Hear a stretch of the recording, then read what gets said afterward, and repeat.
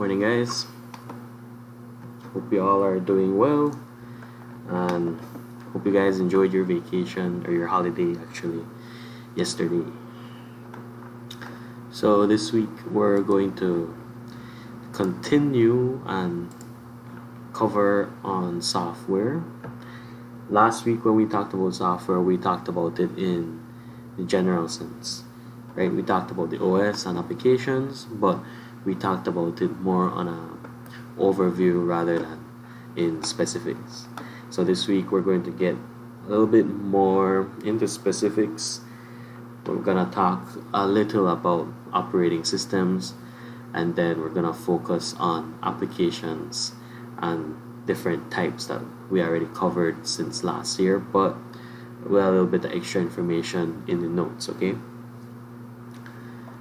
So we said last week that computer software is basically anything that's not the hardware that we find on computer systems.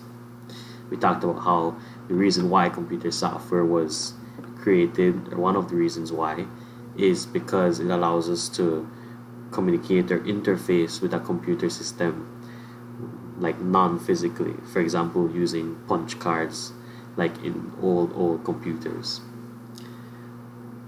So what is an operating system? Well, main responsibility for the operating system is to manage all the hardware and basically manage everything on your computer system. It's an interface. It's a way you control the computer without physically manipulating the electricity and so forth in the CPU. If you look at the notes that I gave you guys uploaded, these are a bunch of common operating systems used today. It's both computer operating systems, but also you'll notice mobile operating systems like Android and iOS. The difference between operating systems on mobile devices and computer systems is that on mobile devices you have limited resources. You're using a smaller device and it has power limitations. That's why a battery runs to 0% eventually, right?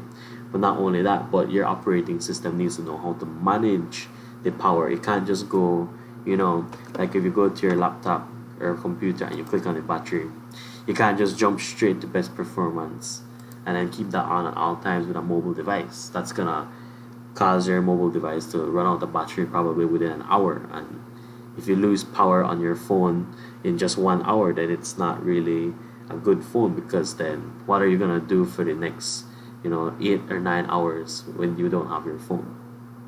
So operating systems run differently when it comes to mobile and when it comes to computers, but the responsibility are still the same. On your phone, the operating system still manages the hardware.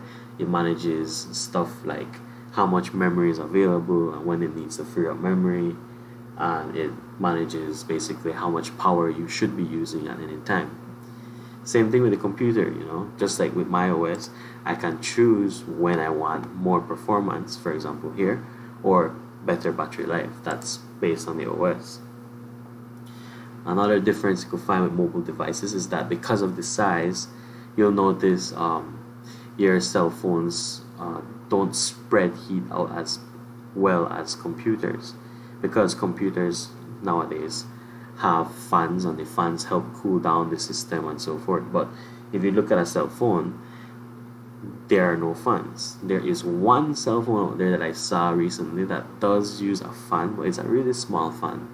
But again, that's not the normal practice right now. Maybe in the future, maybe in the coming years, we'll start to see fans in cell phones. But you'll notice that the fans will also use up power as well, and then manufacturers and developers will need to figure out some way to limit or manage an equal balance between using up power and cooling down the computer and the cell phone. So you could say that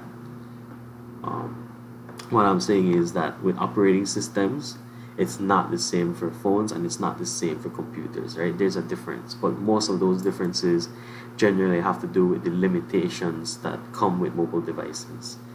All right, but the similarities is that they manage pretty much the same things, hardware, memory, power, and so forth.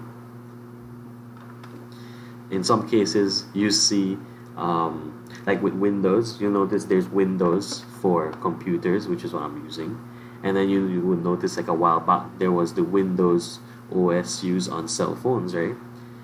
But those two OSs, although they might share the same name because they're created by the same manufacturer developers, it's different. The same exact OS that you'd find on a phone would handle things, even though if it's a Windows OS, would still handle things a little bit different than if you're using it on a computer, right?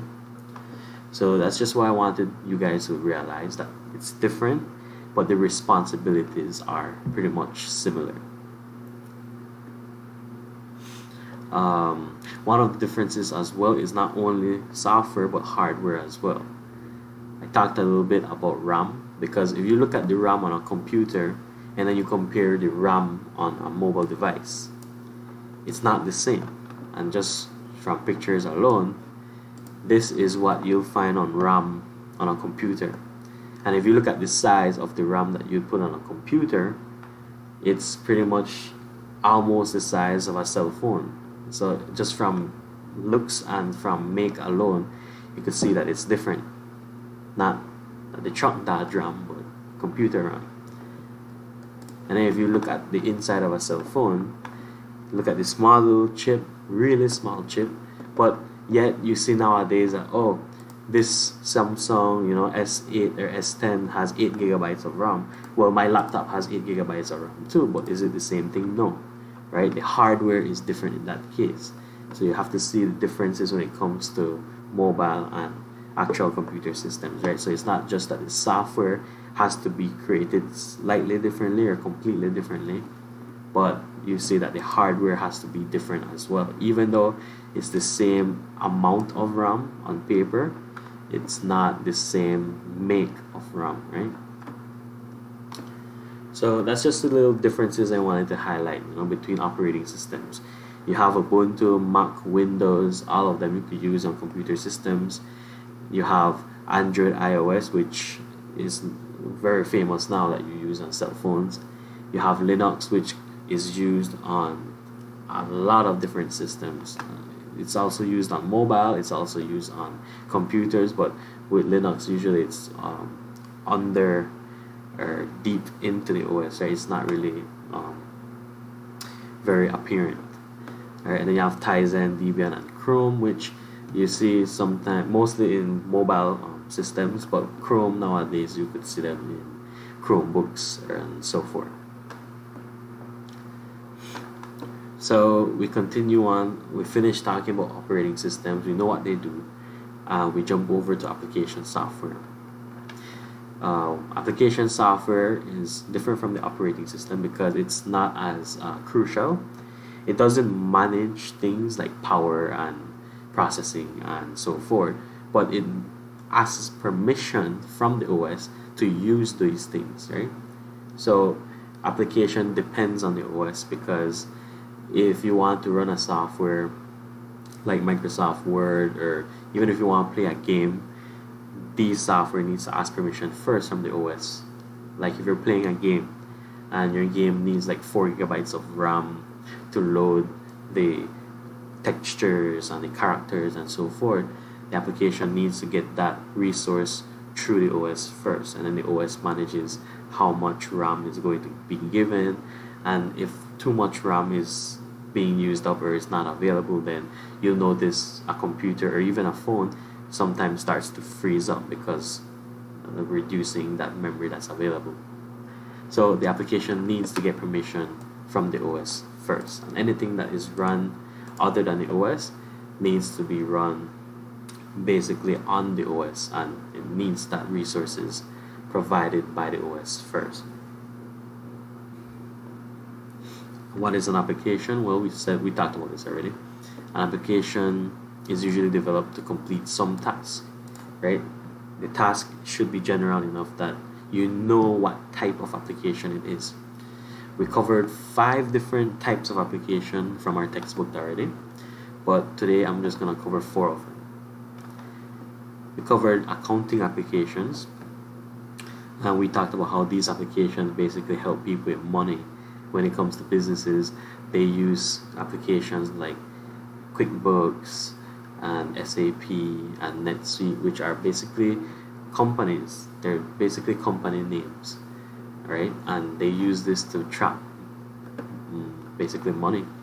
Anything from paying employees and anything from an accounting standpoint, like assets and liabilities which a company has, they can use these software to keep track of them.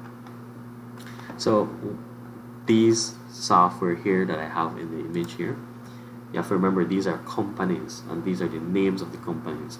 Whatever they decide to call their software is what we call it because it's their software. But if you're going to give it a name, it's going to be accounting applications, right? When you say QuickBooks, that's the name of the company. Number 2, we talked about desktop publishing. These are software used to create documents and posters, basically advertisement material, right? Something you use to inform the readers, inform the people that are going to watch it. These are some common ones: Publisher or Microsoft Publisher.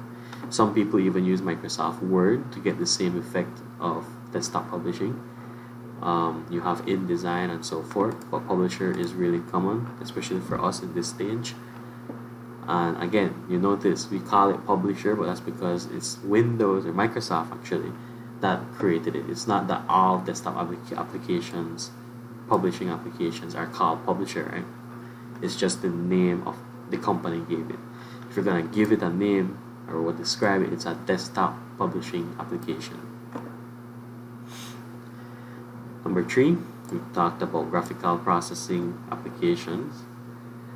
Common ones like Photoshop, InDesign is also used, CorelDRAW and so forth. These are used to create designs that can vary, right? It's not just for the sake of advertisement. Although companies integrate both graphical processing and desktop publishing, but graphical processing also relates to arts or photography as well as advertisement. You're going to take something that you don't normally see or something that might not actually exist in real life, and you could create something completely new. A lot of people use it in photography. They take someone's photo and then they change it into something that didn't exist previously, but it looks good. And again, it can be used in art, you can use it in photography, and it's also used in game development. When you see characters, when you see objects in games, all of those had to be designed somehow. A lot of the things we see in games don't exist in real life, right? I mean, have you seen a dragon in real life? No. But in a game, you might see a dragon moving, flying, breathing fire, and all of that has to be created using some type of software. And that's where graphical processing applications comes in. So that's the difference between that and the desktop publishing. Let me see something. Alright, still live. Alright, so the last application type we're going to talk about is communication applications. Don't really need to get too in detail with this. It's just exactly what it says: establish communication, alright, between two or many people. We've been using that a lot recently, especially with this whole quarantine pandemic. We used online applications to talk and communicate with our teachers. We use it to communicate with our friends, family, and so forth. Anything that allows us to speak, hear, and even see the other person, fall under communication apps. Emails as well in a more professional setting. We send emails, among each other to ask questions or maybe to set up a meeting and so forth. But all in all, at the end of the day, it's to communicate. Remember what I said about features last week? Companies or software nowadays, you can basically narrow it down to one task, but it has many ways we could accomplish that task, and those are the features, right? For example, with Skype, it started out with just chatting, sending messages, but then over time we moved on to video chat, and that allows us to see each other. It's still communication, but it adds another layer, right? We began with telephones where we could hear the person, and we evolved to hearing and seeing the person now, right? So below are examples of communication software. You guys should know which one is common, right? Skype and the social media are basically communication software. How that communication is established, well, I guess that's on the software itself. For example, Skype can't really be compared exactly with Instagram, right? Because they are communication applications. They do basically like I said, when you narrow it down, it's to communicate, but they do it differently, right? Instagram, you know what it's for, you know how it's used, compared to Skype being used more in a professional environment, but Instagram being, less professional, more personal, right? So those are the 4 application software that we're going to cover for this week.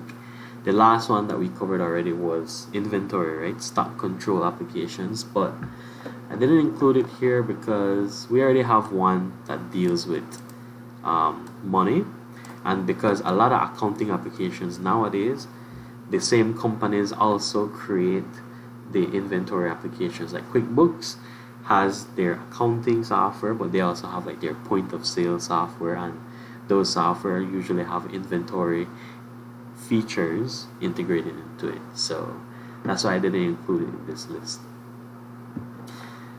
It is its own application software, but like I said, a lot of these accounting software nowadays have inventory software integrated with it. So I'll just separate it for now today.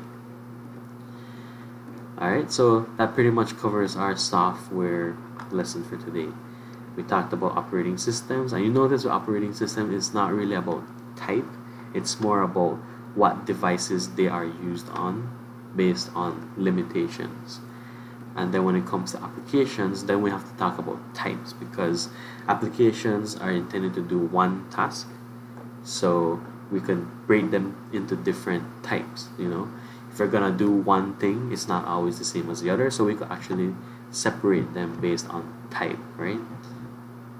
So we have accounting, desktop publishing, graphical software, and communication software. So those 4 for today.